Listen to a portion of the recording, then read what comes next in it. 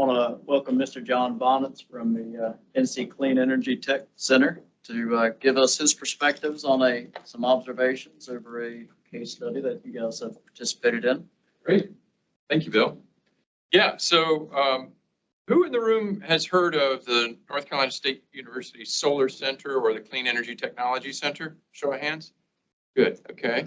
So I think we've been in business for about 32 years. We are a deployment center. So once a clean energy technology has reached commercial viability, there are still lots of challenges for that technology to make it its way in the marketplace. And we work to help address those challenges and help to deploy those technologies. Specifically, I work on the transportation team, and most of my work is with fleets, but I also do some grant management. A little bit about myself. Again, I'm John Bonitz. I've been privileged to spend about 25 years in a wide variety of non-regulatory environmental work experiences. Much of it has been policy focused. I am a generalist. I'm a quick study on technologies and science, and I've also been privileged to spend 7 years in the development of a cooperative business. And so I have a keen appreciation for the work that you do and the business within which you do that work. A little bit more about the Clean Transportation Program. We work to propel the development, awareness, and use of alternative fuels and advanced transportation technologies through a number of different means. Technical assistance, including trainings and fleet assessments, education and outreach activities, including workshops and meetings and conferences and marketing campaigns, highlighting the benefits of the use of clean transportation technologies. And finally, we administer clean transportation technology grants. I'll go into greater detail on that in a few minutes. A couple of things that I want to pitch specifically about what we do and what we're doing. Throughout North Carolina, fleet managers and others have the benefit of these organizations called Clean Cities chapters. Who here has heard of Clean Cities or Clean Fuels coalitions? So y'all are the folks from the urban areas. Folks who work in the rural areas haven't had access to that technical assistance, that support, that aid in grant seeking. But the Clean Cities chapters or Clean Fuels coalitions were created by the U.S. Department of Energy. They are stakeholder-driven alliances to reduce reliance on petroleum products and to improve air quality. You can see from this map here in North Carolina, it's just the urban areas that are served, leaving the rest of the state largely unserved. So the Clean City Coalition's Centralina near Charlotte or surrounding Charlotte, the Land of Sky Council of Governments near Asheville, and the Triangle J Council of Governments with the Triangle Clean Cities chapter serve very well their clients in those urban areas. But again, the rest of the state also needs service and support in pursuing cleaner transportation technologies. And so in order to address this, almost 3/4 of the rest of the counties in North Carolina who do not receive the support and benefit of technical assistance, collaboration, access to competitive grants that are enjoyed by the urban areas, we are proposing to found a new Clean Fuels Coalition. And so we are proposing this to the U.S. Department of Energy, and we would like to work towards fulfilling this role and meeting these needs. However, we need stakeholders to express written support before we can persuade the U.S. Department of Energy to allow us to form this new coalition. As we've tentatively called this, the Eastern and Central Clean Fuels Coalition will serve these areas of the state. I believe that some of you are working in these areas, and so I'd like you to take note. My slides will be available as a handout, I'm pretty sure. And I would encourage you to think about this and think about whether or not your organization would like to join this effort free of charge. One of the benefits for those who do sign on is that we can provide technical assistance and support in seeking grants during this transition, this implementation period. And that Google form will take you to a very simple statement of support. But we do recommend that you consider this formally and perhaps have your governing board actually vote to support or not support. And I can follow up with you later with details about this. Another program that I work on is the grants program Cfat, or Clean Fuels and Advanced Technology Grants Program. And the Cfat program deploys federal CMAQ funding from the Federal Highways Administration, channeled through the NCDOT. We typically have done about $1.5 million a year over the past 15 years. We've successfully deployed almost $12 million in federal funds. And these projects are focused on direct financial assistance to cleaner transportation projects that reduce transportation-related air pollution emissions and improve air quality, such as this standalone, independent of the grid, solar-powered EV charging station called an EV ARC.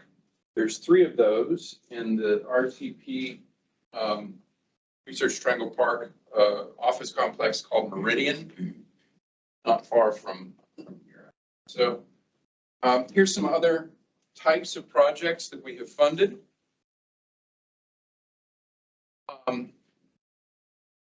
I think of greatest interest to this audience is that all 100 counties are eligible for EV charger projects in North Carolina.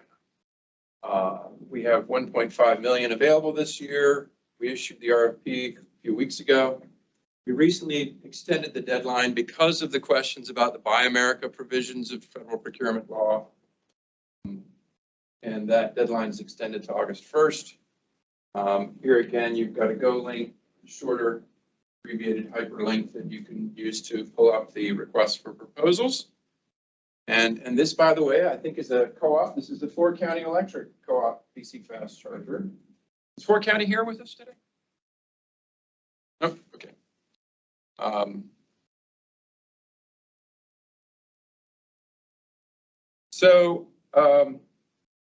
Now we get to the good part. This is the reason that I was invited to come and speak, and I want to share with you that the Clean Energy Technology Center was quite privileged to be invited to be a technical and economic observer for this demonstration. I am not an engineer. As I mentioned, I'm a generalist. But we, along with a number of partners, Advanced Energy, the Clean Energy Works nonprofit, the Environmental Defense Fund, and the manufacturer of the charger, Fermata Energy, worked to observe the operation demonstration of this bidirectional charger at the Roanoke Electric Membership Co-op headquarters in Ahoskie. And just so make sure everybody knows, bidirectional EV chargers, simply put, are able to unlock new value streams by enabling electricity to go into the car's batteries or discharge into the grid, into a building, into a house, or any electrical load. There were many dozens of use cases for grid and building support that were considered planning for this demonstration. When the project finally focused on only vehicle to building use cases, Roanoke, the demonstration actually showed monthly gross savings that exceeded the cost of the leased electric vehicle. So essentially the vehicle was provided for free based on these value streams. Use of the onboard storage reduced behind-the-meter building costs through 3 use cases, both peak load reduction and load following, backup generator support while the building was islanded from the grid, and coincident peak demand reduction.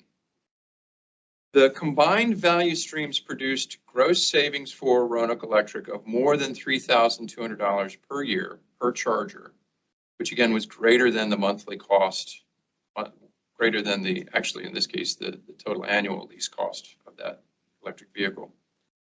This is the first of a 2-year study, first year of 2-year study. And here's some detailed kind of specs for the project. Bullet form. It was a 15 kW charger. It is a 15 kW charger. The peak building demand observed in winter of 2021 was around 200 kilowatts. This particular device is UL listed. It was the first UL listed device for bidirectional charging. And it does require a 3-phase connection at 480 volts or greater. The 2 vehicles were Nissan Leaf Plus cars. So that's the larger battery size, 62 kilowatt hour batteries. And specifically, the CEO who preceded Marshall Cherry, who's had to step out for another meeting, that CEO said that very early in the program that the vehicles should be operated without any favor or prejudice given to this demonstration. This is merely a demonstration observation, not a science experiment. The cars were to be used for deployment of broadband service in that service territory. And so the cars were sometimes connected and sometimes they weren't. And as I mentioned, we're now a year into a 2-year project.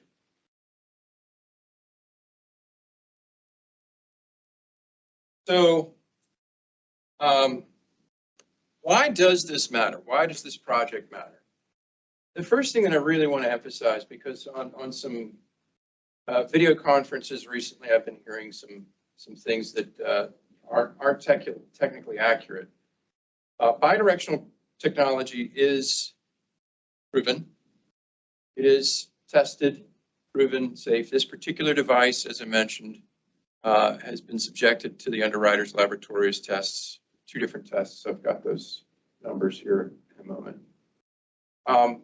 We have an awful lot to learn about them and how to integrate them, but it's not accurate to say that the technology is unproven.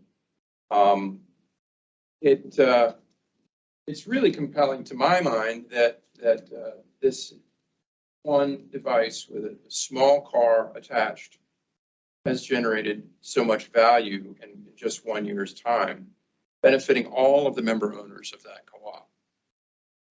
And the potential, as I imagine this technology magnified and replicated, is very, very exciting and encouraging. I think it's also very important to note that many electric vehicle manufacturers are now making 2-way operations standard, making that capability standard. The Nissan Leaf, I've got a list of every single Nissan Leaf year and make and model that is bidirectional. I'm happy to share that if you know anybody who has the older vehicles and are concerned about this question. So it's not just the new Leafs. The new F-150 Lightning will be bidirectional. The device, the car itself will be bidirectional. You'll have to buy a $4,000 add-on to make that 2-way into your house or building. All electric school buses on the market today in the United States are bidirectional. All Rivians, the Kia Soul, the VW ID4, I believe, is an option, and the Mitsubishi Outlander, I understand, is this 2023 model is going to be bidirectional. So it's here, they're coming. we already heard the idea of the 5 Ford F-150 Lightnings in one neighborhood, behind one transformer. So it's pretty compelling.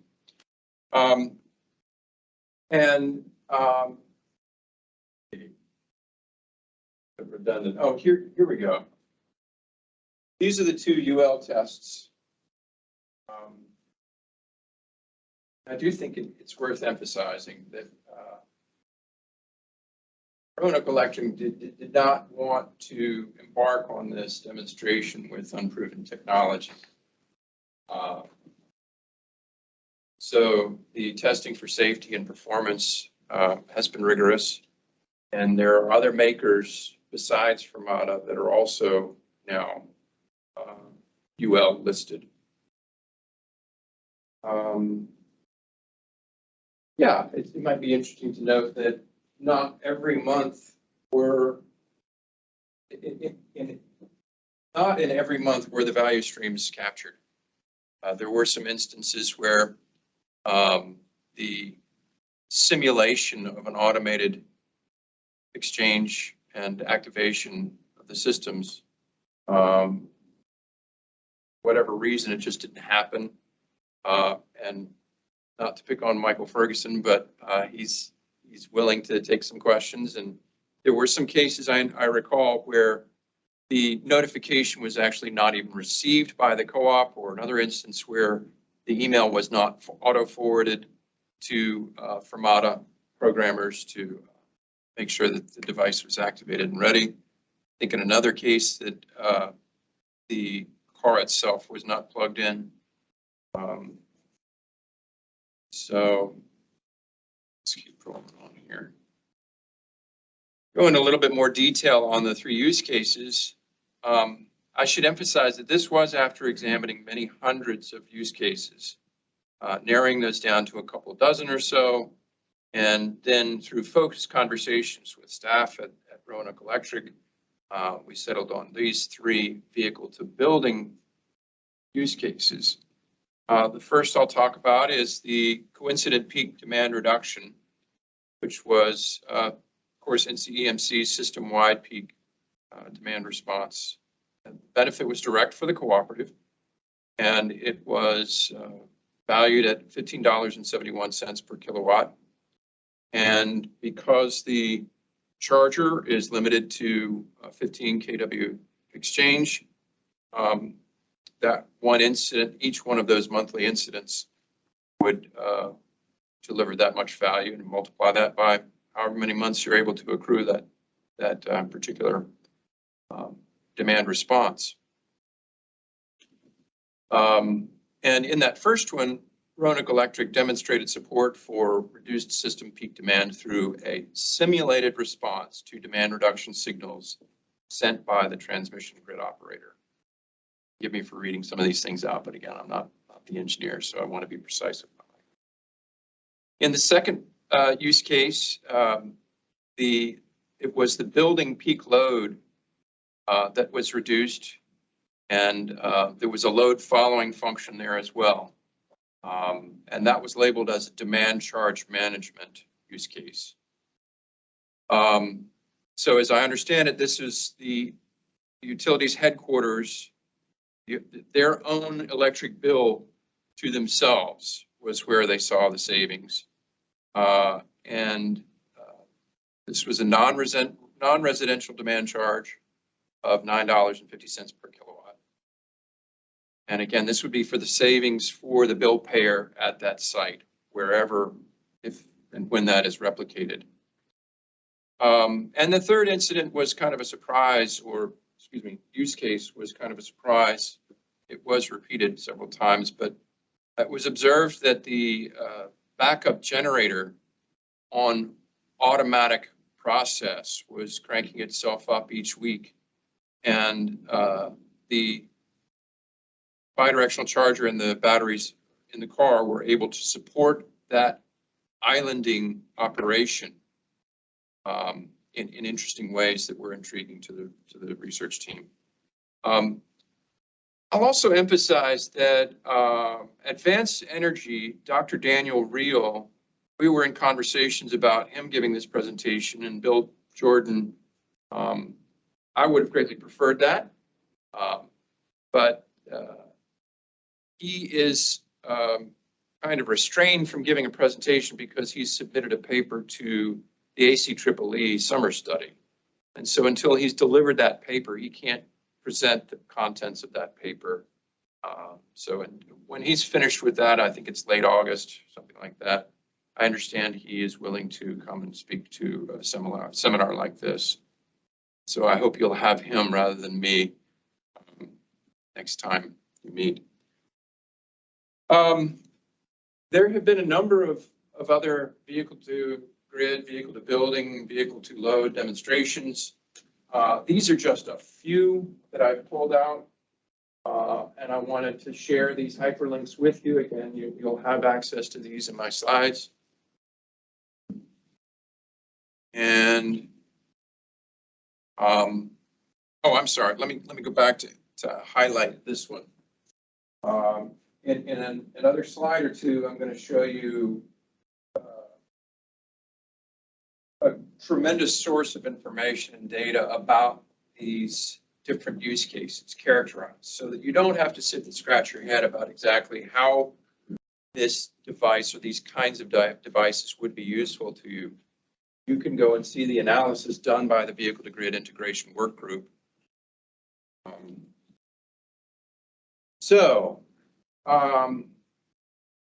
Some questions. What might be the next steps for any NCEMC members, cooperatives, your member owners?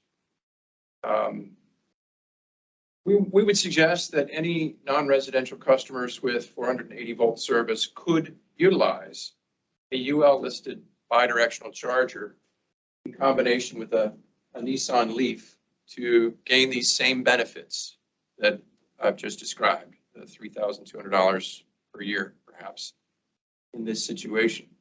Any residential customer with a 240 volt service can get a Ford F-150 Lightning with a bidirectional charger. That charger, again, is about $4,000 to provide backup power to their house or to their building.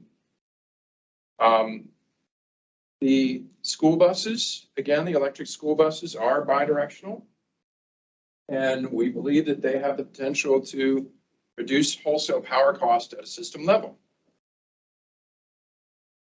The schools can procure these buses in a number of different ways through grant support. There's $2.5 billion available in a lottery. Well, in this first year, it'll be a lottery through the EPA's Clean School Bus Program. That's a rebate, and I'll talk more about that in a moment. I hope folks who are already aware of the VW settlement money recognize that that deadline has been extended to June 10th. And we're also exploring the potential for the FEMA, Federal Emergency Management Administration, offers a BRIC grant, Building Resiliency in Communities, which looks at critical facilities. Schools are critical facilities. There are other critical facilities that need backup power, right, during events where the grid goes out. And electric school buses can serve in that capacity.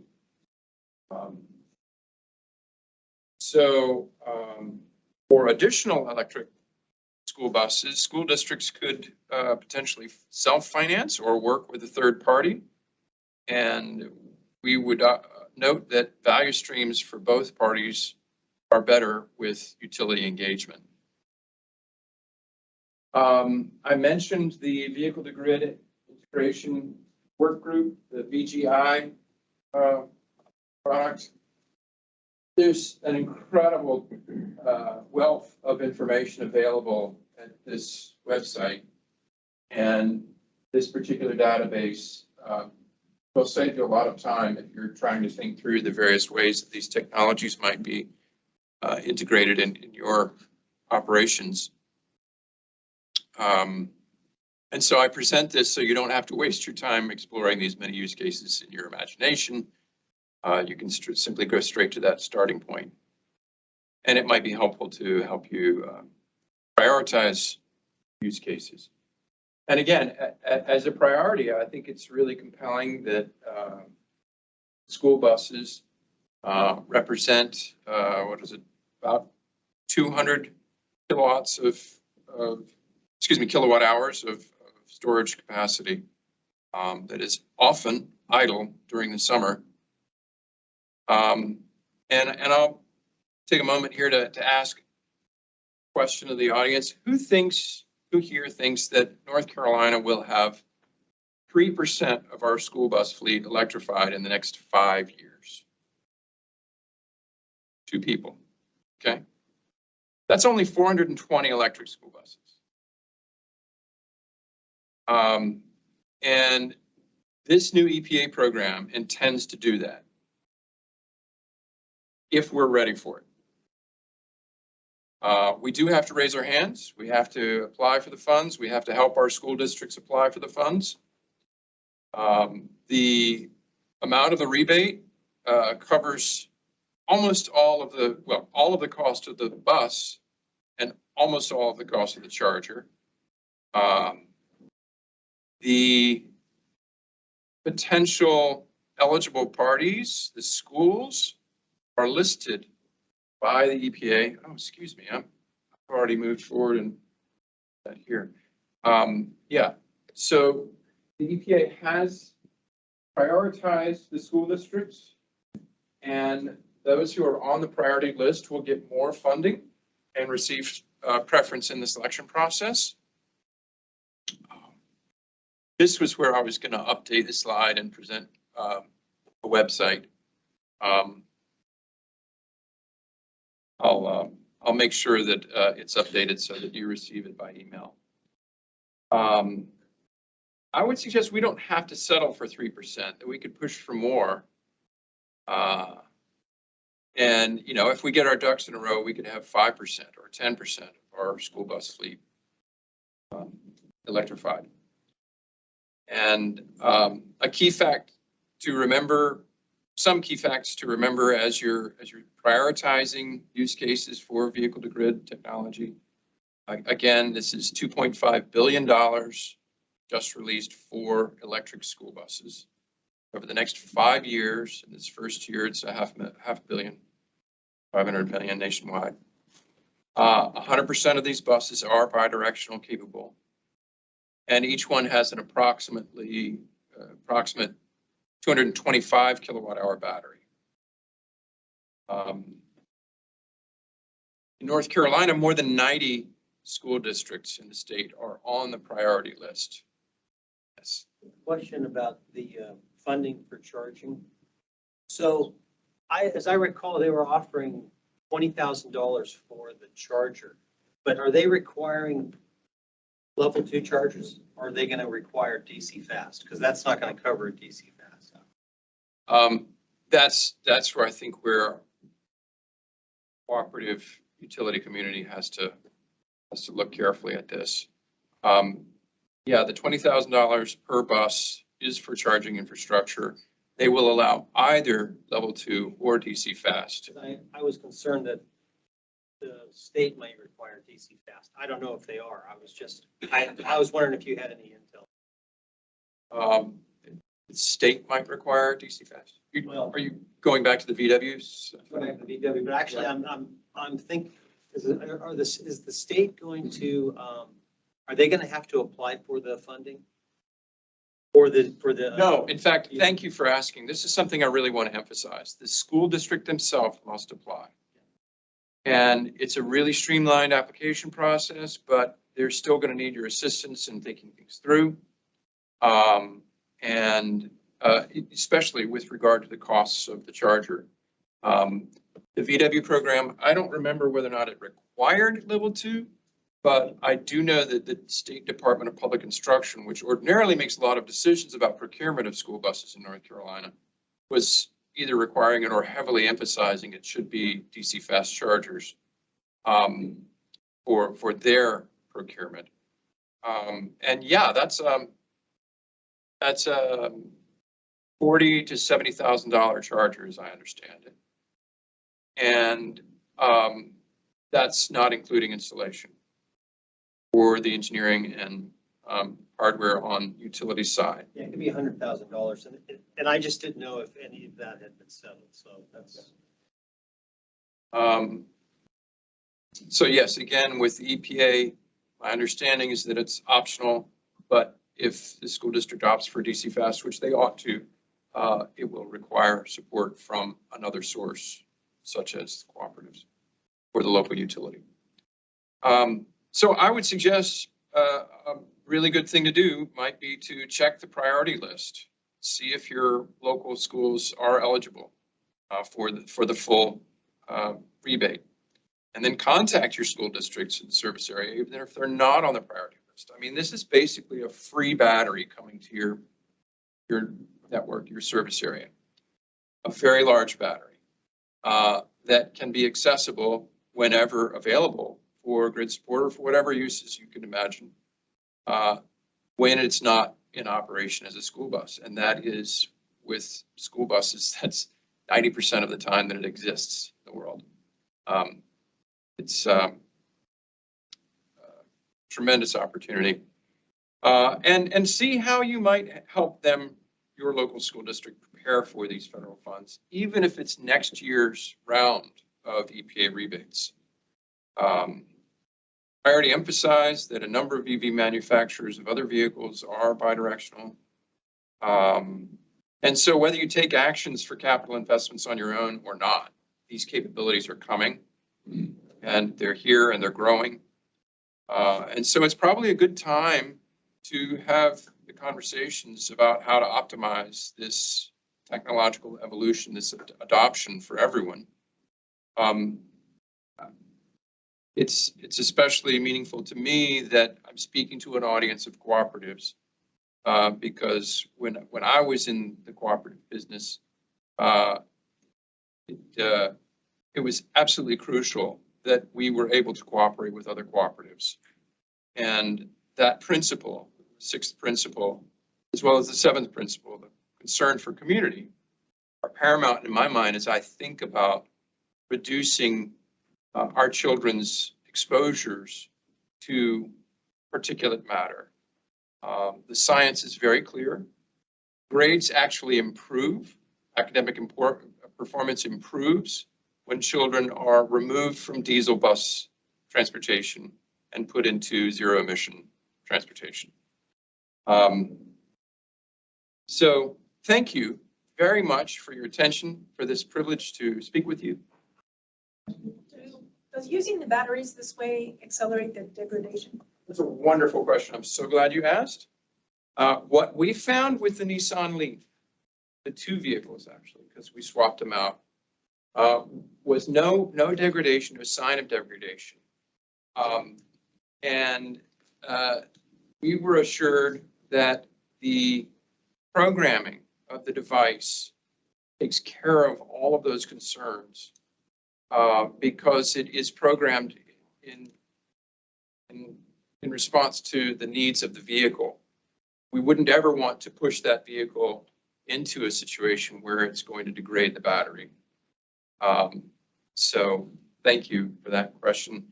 In this case, the acquisition of the vehicle was part of the reason it was chosen to be a lease, was in order to alleviate those fears completely during a demonstration so that the Roanoke Electric Cooperative and its members would not have to shoulder any burden if something were to go amiss with the battery health. But you've got me in a direction that if there, I'd like to open, are there other questions? That 3,200 you showed in savings, did that take into account fuel savings and vehicle maintenance savings? No. Also realize. No, thank you. Right. Yes, sir. I was just wondering, there's technology on the Teslas that control the charging and the discharging of a Tesla to maximize its battery life, where you get to certain parts on the battery, it does not even allow, it allows a certain speed. So has anybody tested the vehicle to grid with a Tesla that does that algorithm start to affect the discharge? Well, two things I'll say in response to that. I follow Tesla very closely just for my personal interests. And number one, the corporation has repeatedly said that they don't believe in bidirectionality. They're not interested in it. And number two, it turns out that the hardware itself is not capable. There was rumors about that a couple of years ago, and somebody broke it down and looked at the board and found and shared publicly their analysis. So it's not capable. I think Tesla is going to be forced by market forces to change their perspective on that. But that's my own opinion. It's worth what you pay for it. Other questions?